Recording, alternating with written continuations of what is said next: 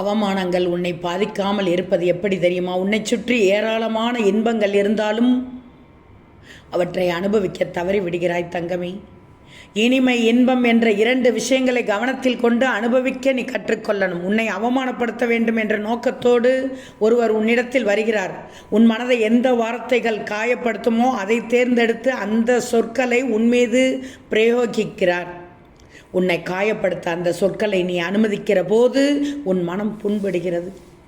என்னை இப்படி அவமானப்படுத்தி விட்டாரே என வேதனையால் உன் மனம் அவதிப்பட்டு உன் ஆரோக்கியத்தை கெடுத்துக் கொள்கிறாய். உன்னை புண்படுத்தி வேதனைப்படுத்துவதுதான் வந்தவரின் நோக்கம். நல்லா தெரிஞ்சுக்கோ. நீயும் வந்தவரின் நோக்கம் நிறைவேறும் விதமாக புண்பட்டு வேதனைப்படுகிற போது உன்னுடைய ஆரோக்கியம் முழுவதுமாக கெட்டுவிடுகிறது. உடலுக்கு ஒத்துக்கொள்ளாத உணவுகளை நிராகரிப்பது போல உன் மனதிற்கு பிடிக்காத அவர் பேசிய சொற்களை நீ நிராகரித்து இருந்தால் உன் மனம் வேதனையும் அடைந்திருக்காது, ஆரோக்கியமும் கெட்டு இருக்காது. எந்த ஒரு சொல்லாக இருந்தாலும் அல்லது சம்பவமாக இருந்தாலும் நீ அனுமதித்ததால் தான் அது உன்னை பாதிக்க முடியும்.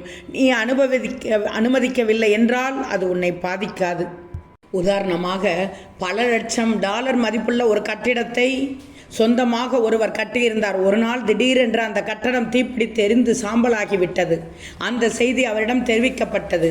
கட்டிடம் முழுவதும் எரிந்து சாம்பலாகிவிட்டதா என்று மட்டும்தான் அவர் கேட்டார். எந்த விதமான அதிர்ச்சியும் அவர் அடையவில்லை. அவர் மனைவியை கூப்பிட்டார், நடந்ததை சொன்னார்.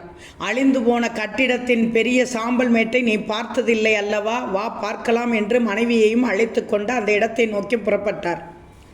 எவ்வளவு பெரிய இழப்பு ஏற்பட்டிருக்கிறது என்று அவருக்கு நன்றாகவே தெரியும். அதற்காக கவலைப்பட்டு பயனில்லை என்கிற முடிவுக்கு உடனடியாக வந்துவிட்டார்.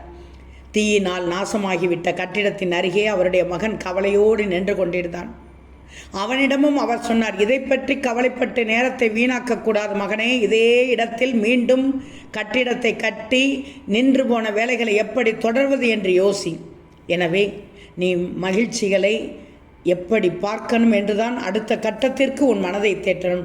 நீ நிகழ்ச்சிகளை எப்படி பார்க்கிறீர்கள் என்பதை பொறுத்தே உன்னுடைய மனம் அமைதி பெறுகிறது. மன அமைதியே உன்னுடைய ஆரோக்கியத்திற்கு மிகவும் முக்கியமானது.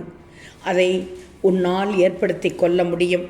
நடந்ததையே நினைத்து கொண்டிருந்தால் எப்படி திரும்பி வந்து விடுமா? அடுத்த கட்டத்திற்கு நகர்ந்து செல்லணும். ஓம் சாய்ராம்.